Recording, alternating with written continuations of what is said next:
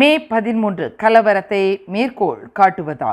நாடாளுமன்றத்தில் பண்டாங் எம்பிக்கும் RSN ராயருக்கும் கடும் வாக்குவாதம். பிரதமர் டத்தோஸ்ரீ அன்வர் இப்ராஹிம் தாக்கல் செய்துள்ள 13வது மலேசிய திட்டத்தில் பூமிபுத்ரா சமூகத்தை மேம்படுத்துவதற்கு எந்தவொரு முன்முயற்சியும் எடுக்கப்படவில்லை என்றும், மே 13 கலவரத்தை மீண்டும் ஏற்படுத்த அரசாங்கம் முயற்சிக்கிறதா என்றும் பரிகத்தா நேஷனலின் பண்டாங் எம்பி அவாங் ஹஷீம் எழுப்பிய சர்ச்சைக்குரிய கேள்வியினால் இன்று நாடாளுமன்றத்தில் கடும் வாக்குவாதம் ஏற்பட்டது. பண்டாங் எம்பி அவாங் ஹஷீமும் ஜெலுத்தோங் எம்பி RSN ராயரும் கடும் வாய்ச்சண்டையில் ஈடுபட்டனர்.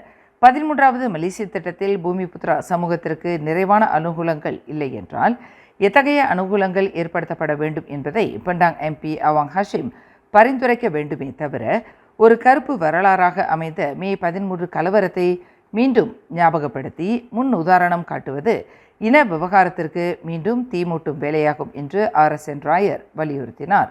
இனத்துவேஷ தன்மையில் ஈடுபட்டுள்ள பண்டாங் எம்பிக்கு எதிராக கடும் நடவடிக்கை எடுக்கப்பட வேண்டும் என்று நாடாளுமன்ற நிலையாணை 36C பிரிவை மேற்கோள் காட்டி RSN ராயர் வாதிட்ட போது ஆளும் கட்சி மற்றும் எதிர்க்கட்சி என இரு தரப்பிலும் கடும் வாக்குவாதமும் மோதல்களும் வெடித்தன.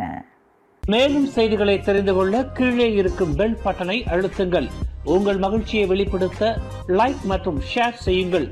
தொடர்ந்து திசைகளோடு இணைந்திருக்க சப்ஸ்கிரைப் செய்யுங்கள்.